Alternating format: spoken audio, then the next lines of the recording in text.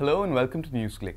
Today we will be discussing the recent controversy surrounding the Italian ship Enrica Lexi, as the incident appears to raise more issues than are currently being discussed in the general media.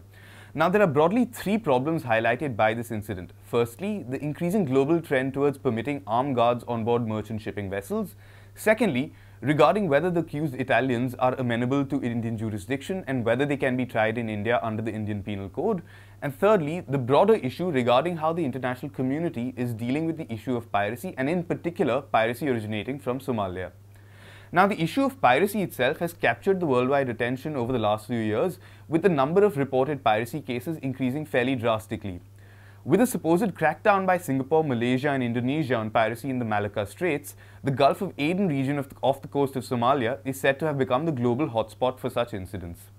Now, attacks have increased substantially over the last few years, with the area of incidents also increasing as pirates begin to use more and more sophisticated methods. The increase in piracy has, of course, led to a massive increase in costs to the trillion-dollar shipping industry, with the navies of more than 30 countries now patrolling these waters. Estimates on the direct and indirect costs of worldwide piracy to shipping is estimated to be in the region of $7 billion. However, it is interesting to note that less than 2% of the total cost actually goes to pirates, with insurance companies making more than 10 times the actual ransoms paid out in 2010. Now, the method by which international institutions and countries are dealing with the issue of Somalia is one that clearly ignores both the causes of piracy as well as the effects of supposed measures taken by the international community. The disproportionate costs of piracy also raise uncomfortable questions on the use of fear to allow the creation of a wholly unnecessary security and insurance apparatus. Keep in mind that of the approximately 30,000 vessels passing through the Gulf of Aden each year, only 0.2% are actually hijacked. Now, prior to the collapse of the Somalian state more than 20 years ago, fishing was one of the largest occupations in Somalia. Somalia has also one of the longest coastlines in Africa, stretching for more than 3,000 kilometers. With the collapse of the Somali state in 1991 and the constant inability to control the country's EEZ, fishing vessels from Europe and Asia in particular began to illegally fish in Somali territorial waters. This, of course, began a process where local fishermen were driven out of business due to the better equipped mechanized trawlers and the use of violence against them. The scale of illegal fishing is also shocking, with estimates showing that fish worth between $10 and $23 billion are lost to illegal fishing annually. Now, together with illegal fishing, Somalian waters have also reportedly been used to get rid of hazardous, including nuclear waste material, largely by European companies. Dumping has taken place to the extent that numerous coastal communities in Somalia and neighboring countries have reported drastic increases in toxin-related diseases. Evidence of the dumping was also exposed following the Indian Ocean tsunami of 2004, when barrels of waste were washed ashore. These issues have, however, largely been overlooked by the international community, which has preferred to treat the matter largely as a law and order issue and has responded only by allowing the use of force in Somali territorial waters against suspected pirates. Together with the increasing use of private and military armed personnel on board merchant ships, it appears that incidents such as that of the Enrica Lexi are only likely to increase in time to come. Joining me to discuss the matter is Prabir Purkayastha of the Delhi Science Forum. Now, clearly, Prabir, there must be good historical reasons for the international community to have discouraged the use of armed security on board merchant vessels for so many years. So do you find that the increasing use of private security personnel or even Navy personnel on board ships troublesome? And in that sense, do you think that the Enrica Lexi incident was an accident waiting to happen? I think it's very clear that something like this has been anticipated would happen. And that's why a lot of people have warned that putting private gunmen aboard ships is going to be a long-term problem. We have 30,000 vessels. So obviously, if all of them or a large number of them have armed people on board, supposedly protecting the ship, accidents can happen. More important, the fisher folks are at danger precisely because they could be very easily mistaken for pirates. And then once all the guards do not obey the same kind of practices they're supposed to do, then there is a risk that some of the fisher folk would get shot, and this exactly seems to happen. And the problem is even more complex when you put naval officers or naval personnel on board the ship, because they don't seem to be reporting to the master of the ship. Now, master of the ship knows what are the issues at sea. Therefore, the fisher fleet always have right of the way. all these things are known by the master of the ship. The fact that the master of the ship is not in control of the guns of the ship, I think poses an additional degree of problem. And Enrica Lexie case brings out clearly that putting soldiers on board of ships is the worst thing that possibly we can do. Also on the issue of liability actually, because it raises the significant question of who a person can pursue, whether it's the state who has put their Marines or their Navy on board, or whether it's a private security firm, and that too could make a difference in such situations. Now, Italy seems to be treating the matter as a diplomatic case rather than a legal one. With nationalistic sentiments being whipped up on both sides, I mean, what is your opinion on how the matter should actually proceed or how it should be taken further? I think it's again very clear that the crime involved, that means two fishermen getting killed, is a crime which involves both the ships. Therefore, what is the law in such a case needs to be determined carefully. That who has a right to prosecute, where should it be, prosecution should really take place.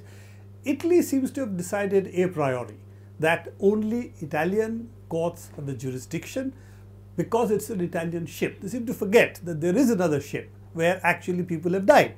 Therefore, the argument that only the Italian ship is involved in the crime seems to be legally a serious problem.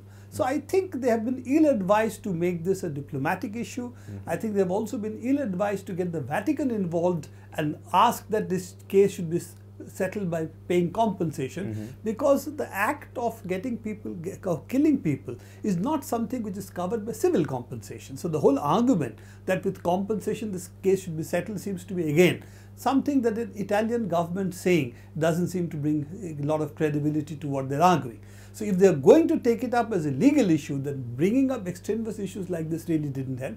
And lastly, I think the defense minister of Italy now talking about they were there to protect the crew of the ship, etc., really makes it much more, really confuses the issue much more, because the issue is not, as the defense minister has talked about, respect for international law that India should have, respect for Italy. The issue is not one of respect. The issue is clearly, in an incident like this, even if we accept it didn't happen in India's territorial waters, the question of jurisdiction is a legal one, and one should carefully look at what the precedents are in international law.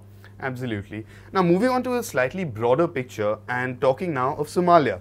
Since most of this piracy seems to originate in Somalia, or said to originate in Somalia, what action, if any, is being taken by the international community, both in terms of land-based initiatives as well as measures to ensure that piracy itself is discontinued or curtailed? I think here there has been a serious lapse on the part of the international community.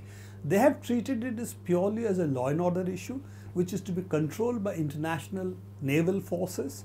The right to pursue pirates right up to the shore, even in the territorial waters of Somalia. Now, all this has meant that you have not really looked at Somalia as something that you need to address. As the Somalians themselves have said, that piracy does not happen only at sea. That's where it finally ends up by happening, but it also involves, or it comes from the land. Therefore, unless you're able to look at the land, you're really not going to be address the issue of piracy. Now, one of the problems that we have is the Somalian state has collapsed and has been a failed state for the last 20 years. But there are some semi-autonomous regions which have come up. They have some semblance of government. They have constituted themselves in some way. And Puntland, where a lot of these problems originate from, has actually a functioning semi-autonomous government. So there is a case for trying to work with them temporarily to see how these problems of piracy can be addressed by both taking measures at sea and also taking measures in land. But then we have to also address the issue of how to provide livelihood to the Somalian fisherfolk who have lost their livelihood not because of only piracy, not because of the fact that some of the people are taking to piracy, but also because there has been a violation of the territorial waters, the economic rights of what's called the economic zone. Absolutely. All these issues are there. On that point, I did want to ask you about that, because there is significant information in the public domain as well as various reports, including by UN agencies and so on and so forth, which speak of illegal fishing and dumping of toxic waste in Somali waters. It is suggested that there's a causal link between this dumping and illegal fishing and the creation of pirates. I mean, do you actually believe that the actions of the international community have spurred the growth of piracy in Somalia in that sense? I think initially it was a failure of the Somalian state. The fact that it could not protect its territorial waters, it could not protect the economic zone, as you know, 200 kilometers off the coast. That led to a situation where trawling fleets, mechanized fishing fleets, both from Europe and Asia, went and plundered the Somali fishing wealth. Somalia has very rich fish resources, marine resources, and roughly the catch that the fishermen in that area complain about having reduced was all of 90 to 95%. So effectively they lost their livelihood completely. Now this happened because of dumping of toxic waste. It happened because of illegal fishing in these waters. Now, having destroyed their livelihood, they initially took to protection of their sea waters. That's where they started by arming themselves and trying to protect it without the state. Fisher folk really trying to protect themselves. But at some point it crossed over into piracy. And then piracy today has become an industry which predates upon also the fisher folk over there. So it's not only now a simple issue of cause and effect, it has also gone into the fact that it has become an industry by itself. There are a large number of people involved in it today, and so therefore it also needs to be addressed independently of the causes. But if we want to address the issue of piracy without addressing the larger issue of the plundering of Somali waters, the collapse of the Somali state, I think it's something that will only be temporary. It will come back again and again. I'd like to thank Probir for joining us today, and thank you for watching.